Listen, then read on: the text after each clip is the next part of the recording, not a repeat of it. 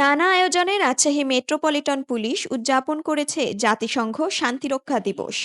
বৃহস্পতিবার সকালে আয়োজিত এই অনুষ্ঠানে ছিল বর্ণাঢ্য শোভাযাত্রা ও আলোচনা সভা।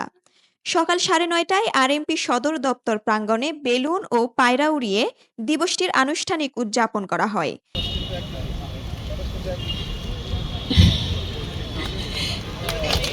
এর মধ্য দিয়ে এই পর্যায়ে শান্তির প্রদীপ।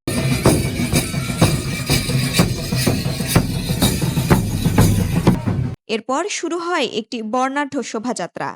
শোভাযাত্রায় অংশ নেন বিভাগীয় কমিশনার খোন্দকার আজিম আহমেদ, পুলিশের রাজশাহী রেঞ্জের DIG Mohammad Shahjahan, RMP commissioner Mohammad Abu Sufian এবং জেলা প্রশাসক আফিয়া আক্তার।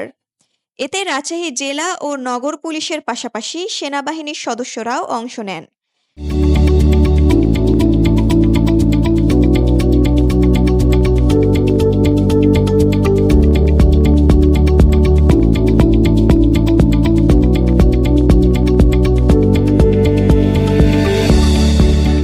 শোভাযাত্রা শেষে জেলা পরিষদ অডিটোরিয়ামে অনুষ্ঠিত হয় আলোচনা সভা, যেখানে জাতিসংঘ শান্তিরক্ষী বাহিনীর ভূমিকা ও ত্যাগের কথা তুলে ধরা হয়।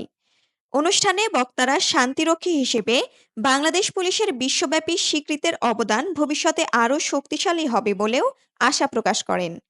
জাতিসংঘ শান্তিরক্ষী দিবসে এমন আয়োজন প্রমাণ করে শান্তি প্রতিষ্ঠায় বাংলাদেশের অঙ্গীকার অটুট।